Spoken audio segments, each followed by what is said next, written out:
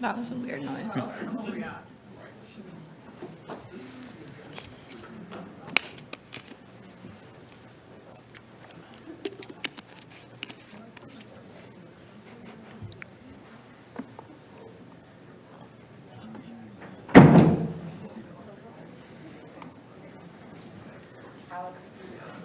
Honestly, I have to say, I think our presentation looks very professional. Looks very government. All right, welcome back, everybody. Hope you enjoyed your lovely little break. So we're back for topic number 2, which is cyber attacks. Actually, I'll present the judges first, and then we'll give the scenario to kind of keep it spicy.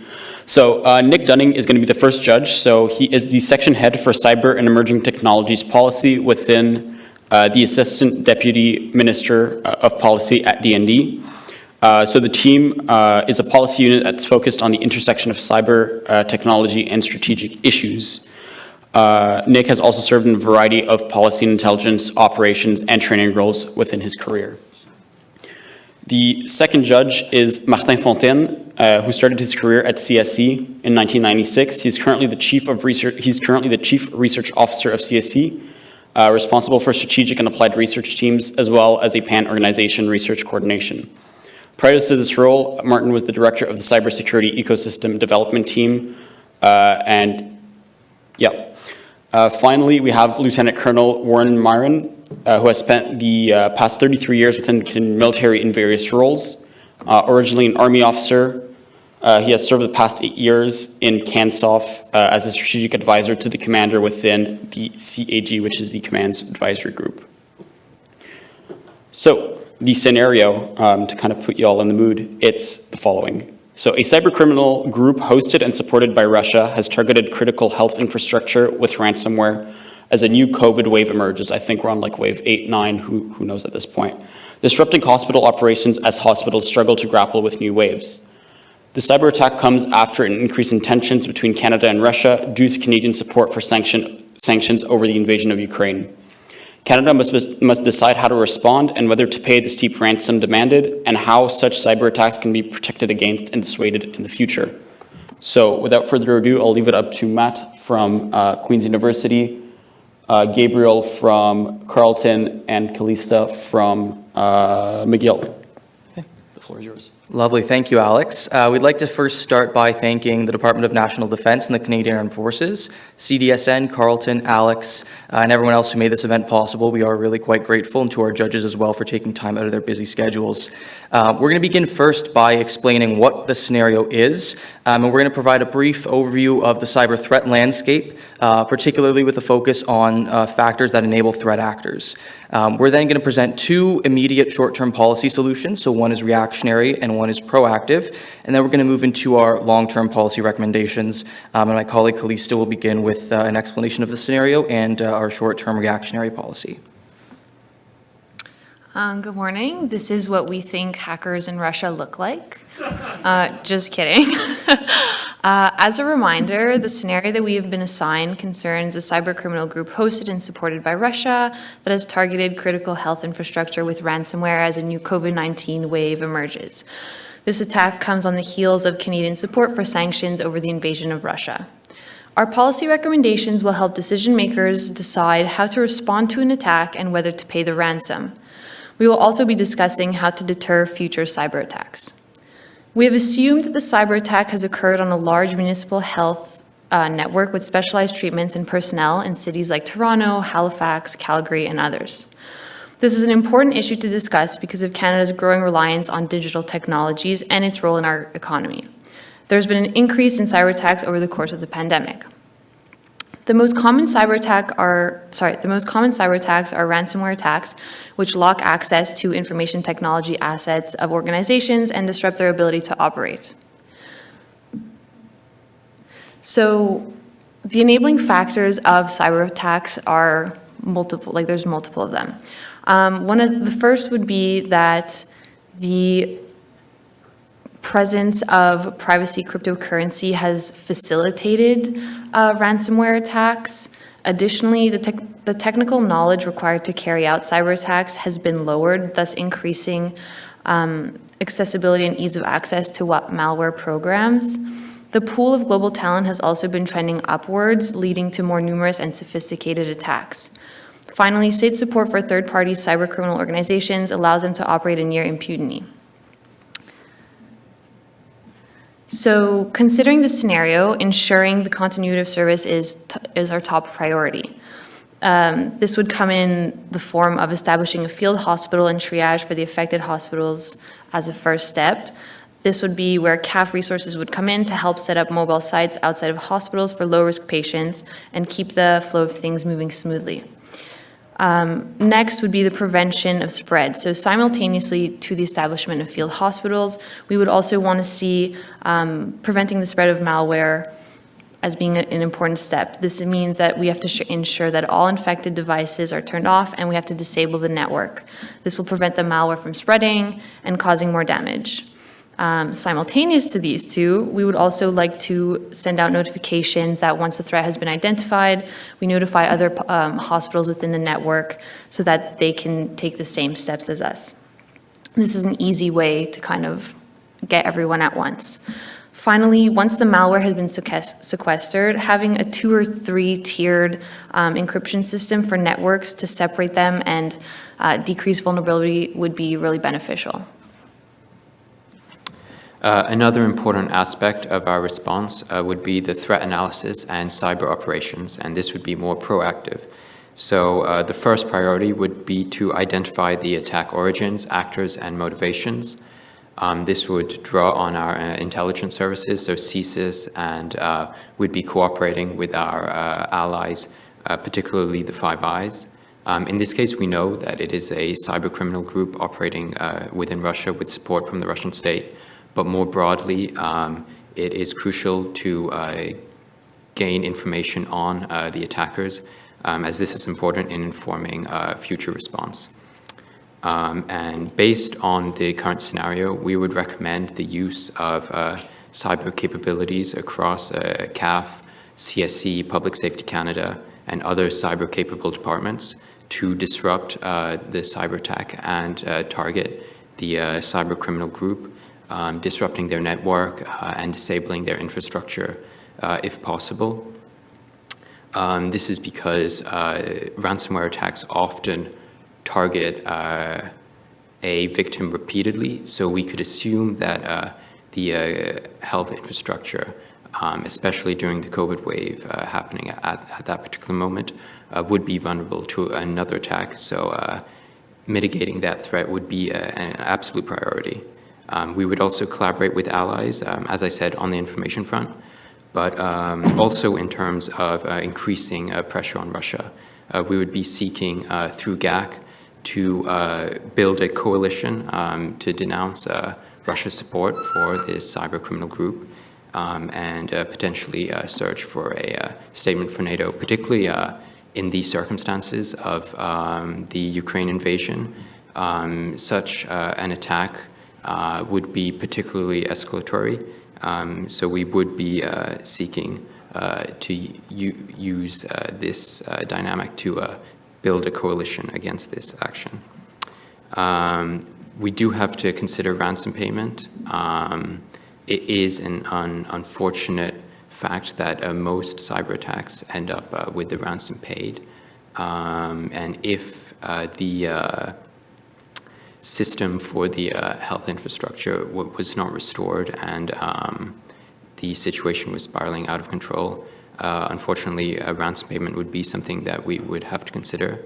However, we would recommend that the initial information gathering stage be done so in mind to keep open the possibility to recoup the payment through cyber means from the attackers. This has been done in some cases, so this is a possibility we'd be looking into. And finally, we would negotiate with the state supporter of the attack, in this case Russia. The attack would have been hosted in Russia and supported by some extent by the Russian state. So negotiations with Russia would be a must, both in the short term and in the long term. And we see a role for the CAF in this, an issue linkage with support for Ukraine, for example, announcing a new tranche of support to increase leverage on Russia to seize this attack. And now I'm going to speak to our future policy recommendations, some more long-term goals about how we approach prevention of cyber attacks, deterrence, and disruption. So our first approach is something that we call defensive AI, developed by and for the CAF DND to support the strengthening of digital infrastructure, of critical infrastructure, and namely hospitals in this case. So this AI is meant to provide a automatic and intelligent defensive response to a cyber threat by analyzing the threat quickly upon discovery and determining what course of action, if there are any, to take to mitigate that threat as soon as possible and to the greatest extent possible. Now, this is intended to be adopted by large integrated metropolitan health networks, specifically because, 1, their patient capacity, 2, their specialty surgical and medical units, and 3, their specialty treatments that cannot be easily replicated or duplicated in other hospital and health networks. Implementation of this, as we know, health is a provincial authority, so it would be voluntary. It would be developed by the Government of Canada, who has the capability and the capacity to develop this, but we would strongly encourage all hospitals to participate in this program.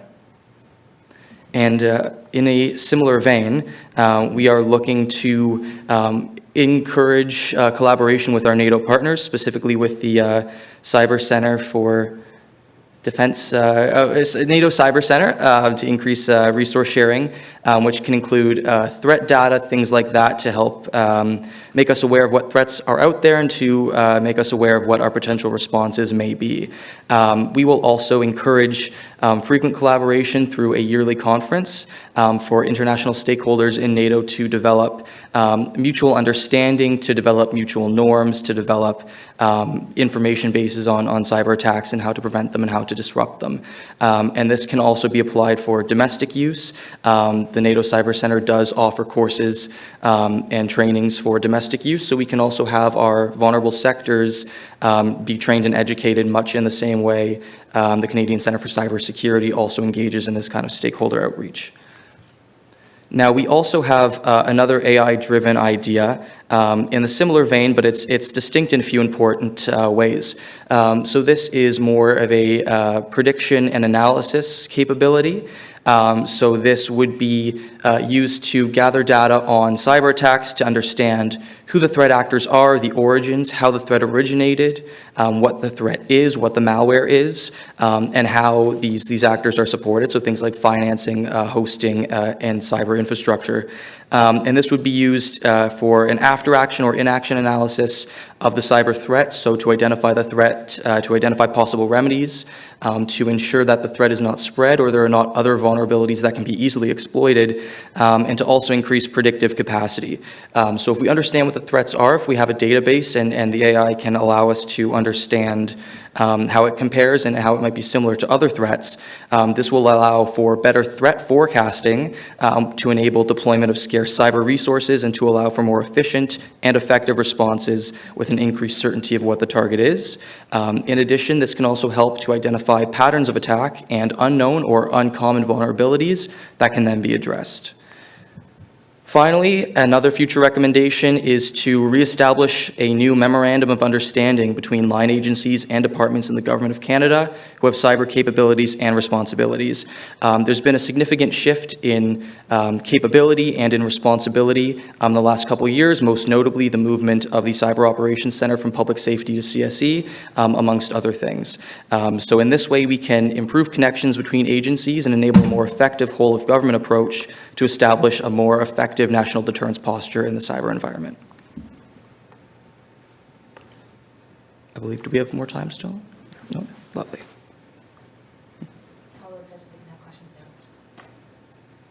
Are there any questions?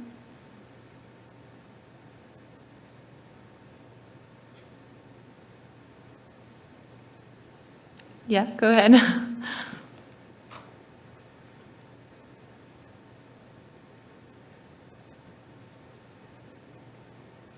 Hello, can you hear me? Yep. Yep. Okay, thanks a lot for your presentation. and it was very insightful. So you didn't talk about, of course you propose an AI strategy to foresee the threat and everything, but do you think that there's an easier thing that could have been done by the hospital to be certain they were up and running much faster, to reduce disruption time? For example, why do you think the hospital didn't have an efficient backup strategy to be able to simply restore from backups following the first appearance of ransomware? And what do you do about that? Thank you for the question. I'll have a go at it, and my teammates can add. I definitely think that establishing best practices in the future would be a good idea. I believe my teammate Kalista said in the moment that having a 2 or 3 tiered encryption system would be ideal, and we propose that this is something that should be encouraged across the country. For the scenario specifically for why the hospital did not have a backup, I would propose that perhaps they're not following current Canadian best practices, so perhaps a federal outreach and a cooperation with the provinces to make sure that critical infrastructure have clear information on the threats would be encouraged. Thank you. Yeah, okay. I'll just jump in if that's okay. I don't know what the order of march is. You mentioned in your first slide disrupting the cyber attack in location. I was just wondering, in your sort of exploration of this topic, did you come up with any policy sort of so whats or gaps or sort of, ahas as they relate to, I mean, it's being termed active cyber defense, it's been called forward defense, but did you guys discover anything about that we can sort of glom onto, especially with respect to authorities, when we're talking about hitting them in their sort of, home nations?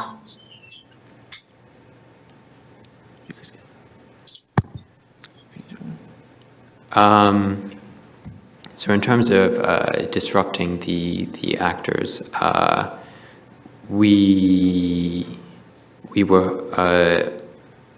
appreciated that there would be some complications being a cyber criminal group. So targeting broader Russian infrastructure would not be an option. That would be escalatory and not necessarily reduce the group's capabilities in of itself. We were thinking in terms of offensive disruption options through our information gathering. We could try and infect their operating systems with malware and potentially reduce their ability to attack. However, none of us have a background in cyber operations specifically, so this would be left a lot to the discretion of CSC and other cyber-capable organizations. We would require consultation with them to flesh out the exact method of disruption.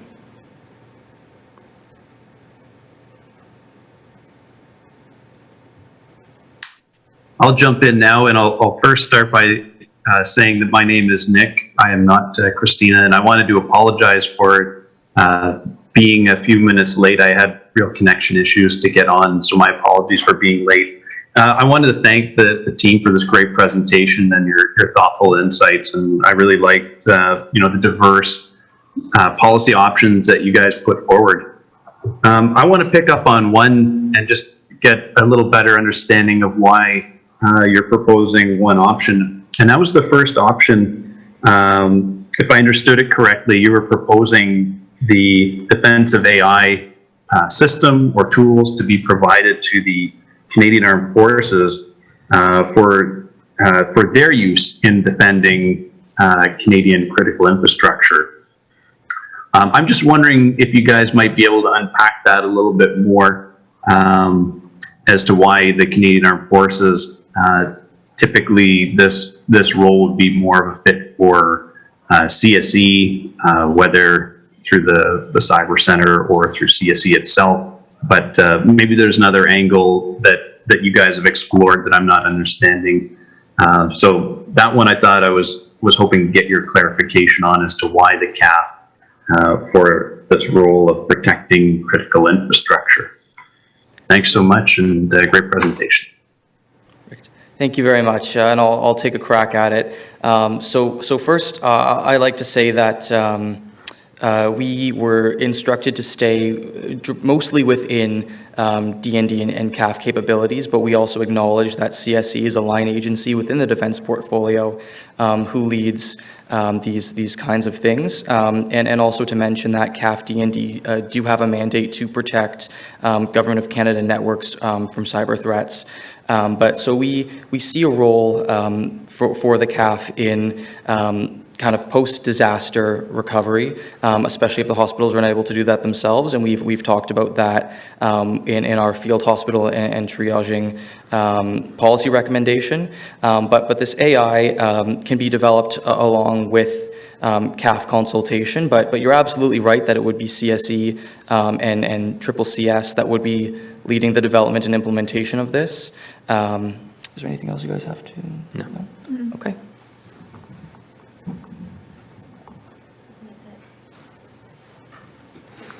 Thank you so much.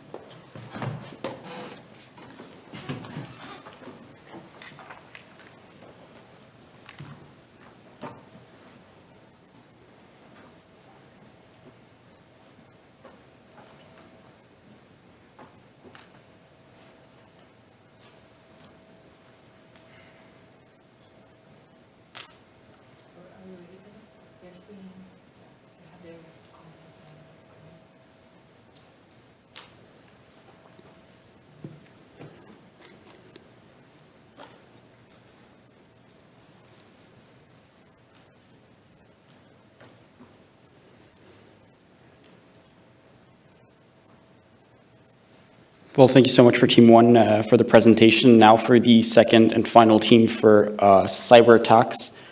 We have Narissa Fang from the University of Toronto, Kelly Grounds from Simon Fraser University, and Allison Armstrong from McGill. Okay, hi. Thank you so much for being here today. Together with my colleagues, we are going to unpack the scenario and how we think it can be best handled. Before that, though, we do want to kind of outline how we perceive the scenario and the assumptions we had to make. Here in this scenario, we know that these are provincial hospitals, but we do not know how many were being impacted, which of their operations are being hindered, and the amount of ransom that is being requested. So based on these assumptions, we were given 3 questions to answer. The first is, should Canada pay the ransom? Second, how should Canada respond to this ransomware attack campaign? And third, looking specifically at D&D, how can they protect and dissuade against future attacks? Based on these 3 questions, we developed 3 outcomes that we wanted to have within our policy recommendations. First, we want to develop concrete steps to deter future attacks. We want to also increase Canada's resilience to cyber attacks and increase cooperation between D&D and its allies. Next, I will turn it to Narissa, who will outline some of our responses. Thank you, Kelly. So here's the first question. Should Canada pay the ransom? And we'll compare and look at 2 possible solutions. First, what if Canada pays the ransom? Paying the ransom could get the network back sooner. You can start rebuilding it sooner. And also, you can potentially track the transaction and get your payments recovered. However, on the other hand, not paying ransom will also give you a variety of outcomes. For instance, you have to rebuild the network regardless of paying or not. Furthermore, it actually incentivizes the hackers because it becomes profitable, which encourages the hackers to target more victims. And it also increases the risk of being attacked again. However, it is important to understand that paying ransom doesn't mean that you will get your files back. Even if they are recovered, a data breach still occurred, and copy of your files may now be reside with the cyber threat actors. Therefore, the answer is simple and clear. Canada will not pay the ransom. So here's our proposed response to the attack. And as you can see, the DND will not be the only involved party in this challenge. Specifically, GAC, which is Global Affairs Canada, will have the say in attributing the attack. They will mobilize collective action from the international community, and any cyber responses and operations will be carried out through the CSE. Also, the respective provinces, public safety, and the RCMP, they would also need to take the lead in resolving the issue without paying the ransom. And lastly, the DND will provide intelligence such as AI.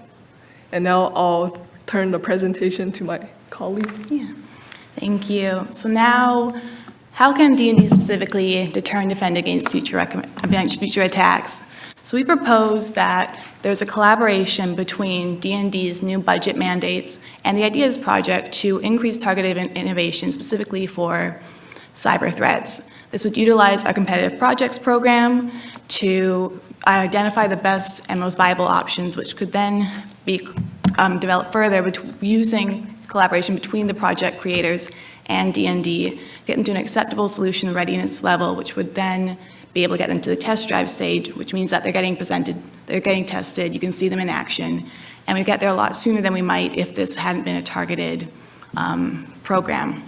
Specifically, we think we should prioritize quantum computing, AI, and machine learning in this recommendation.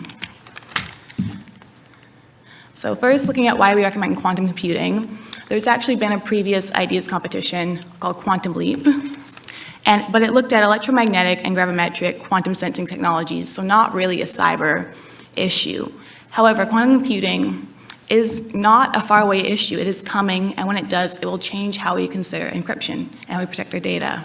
So getting the edge now, investing now, and having your technology sooner would give Canada and DND the edge later on when this becomes a more common technology. In the case of ransomware specifically, the parties, they will encrypt the data and require ransom to get a decryption key from the victim in order to have their files come back.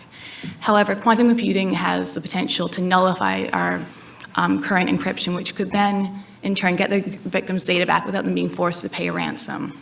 Additionally, quantum encryption could be used to further protect the access points of our national networks and therefore make Canada's overall more resilient to cyber attacks. Next, I'll turn to Ali, who will talk about AI and machine learning. Okay, thank you. I'm going to be talking about artificial intelligence and machine learning. So AI and machine learning are now becoming absolutely essential to cybersecurity.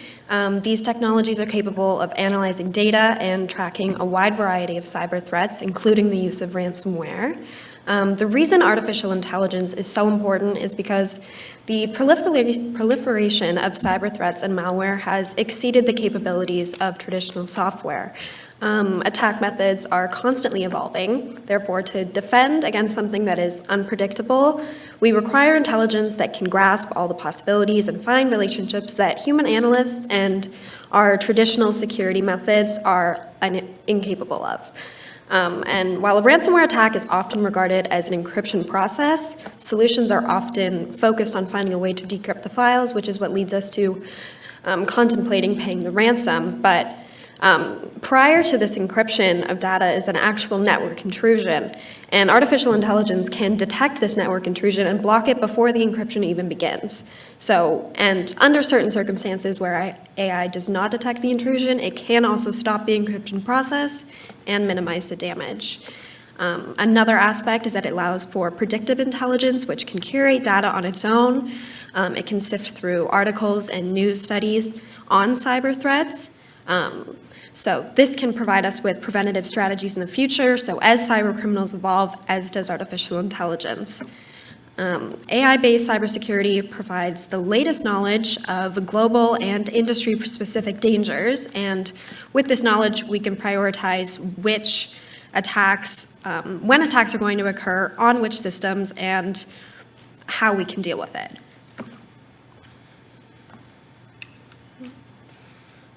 Okay, so now I'm going to be going over some of the pros and cons of our approach. So first of all, our proposal provides opportunities for international collaboration with our allies and groups such as NATO at a later date to learn from previous attacks, establish new international norms and standards, and ensure a strong and coordinated global response to our ongoing cyber challenges. And as I said previously, AI can get ahead of these attacks, as can machine learning, and we can predict future security trends. And quantum innovation will allow us to get ahead of other actors, and investing in this now and prioritizing it now will advance Canada's position on quantum science and technology and overall Canada's defense in the future. Now, as for the cons, artificial intelligence is not perfect. There is accidental bias and errors, often through overgeneralization of assuming things are threats when they aren't, and overspecification. So machine learning also requires an attack to learn and prevent attacks in the future. So it's not until an attempt is made that machine learning can really begin and we can really reap the benefits of that. And additionally, something to consider is that cyber criminals do have access to this technology as well and can use it to their advantage. However, we believe this gives us all the more reason to get a hold of this technology now. And while quantum can become increasingly complicated, we believe the pros of our proposal substantially outweigh the cons. Okay, so just to review everything we discussed, first of all, we believe Canada should not pay the ransom. Additionally, Canada should take a whole of government response to the attack, and D&D can help deter future attacks by supporting the targeted innovation of quantum computing, artificial intelligence, and machine learning. Thank you very much.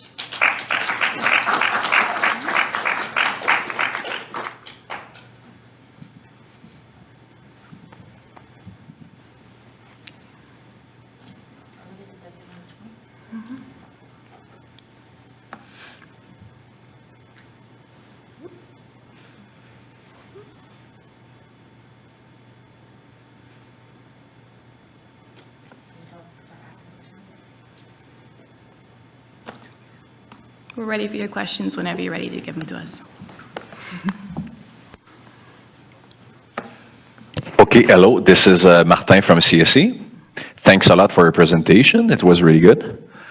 So my question is about your proposal to invest into quantum computing to hopefully one day decrypt the ransomware.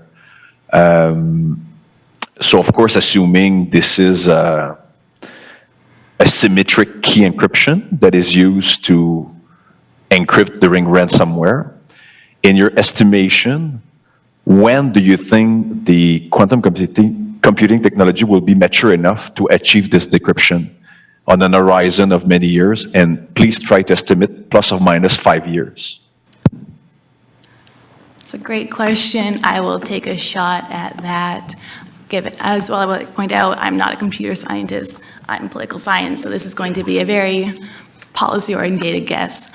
I think if we do go about this using ideas and the new budget proposals, and I think it could be plus or minus 5 years, I think 2031 would be a safe bet. It's not ideal given that ransomware attacks are happening now, but we do have to take into account the need to make sure this is really good innovation, and also that we need any solutions in the meantime, but we do think this is a good solution on the horizon. Thank you. Yeah, okay. So a whole lot of your strategy here seems to pivot off of this, what do you call it, the edge, the quantum and AI edge. I was just wondering, in your exploration, did you find any like policy implications to help us protect that edge? Do you want to take that one? Okay, I think it is one of those challenges. We did talk about how hackers also have access to the same technologies. So even when we do get this technology on the ground and running, there is a risk that the other side will also have it, and they might have it before us. And I think that is one of the unfortunate elements of defense in general. Once you play your card is known. And protecting our edge on the technology would have to require further innovation, I think. So this is not, 2031, we're not going to just full stop the innovation. I think this is something that is required to be a continual process in order to keep our systems and our edge up to date with the latest innovation. Thanks. Hey guys, that was a great presentation. As someone from a policy perspective, I like the nods to the recent budget considerations as well as your whole government approach and cooperation. So, great presentation. My question is regarding your third recommendation. So you said that the application of AI and machine learning will help the Department of National Defense and presumably the Canadian Armed Forces to better deter these types of attacks. I'm just wondering if you can take that a step further and just let me know and let the group know some of your thinking about how they might do that with these tools that might, speak to more of a D&D Canadian Armed Forces mandate in this space. So what I heard was providing those tools will help with deter some of that activity. My question is, how would you imagine that is applied? Thanks. That's a great question. Thank you. I think artificial intelligence and machine learning, it's very volatile. So while in our research for this presentation, we were looking directly into ransomware and using the framework of the hospital attack, developing these technologies can be used in numerous aspects for Canadian defense. And quantum science is not exclusive only to computer technology. We can use it in many aspects. So I think investing in this is not, it won't be exclusive only to this situation. I'm not sure all of the potential possibilities that it could be used for, but it can definitely be applied in numerous different scenarios. If anyone wants to add. I think you nailed it. Thank you.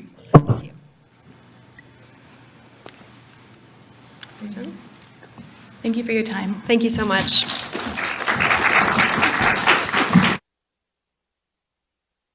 So thank you to the participants, and then once again, a round of applause for the wonderful judges.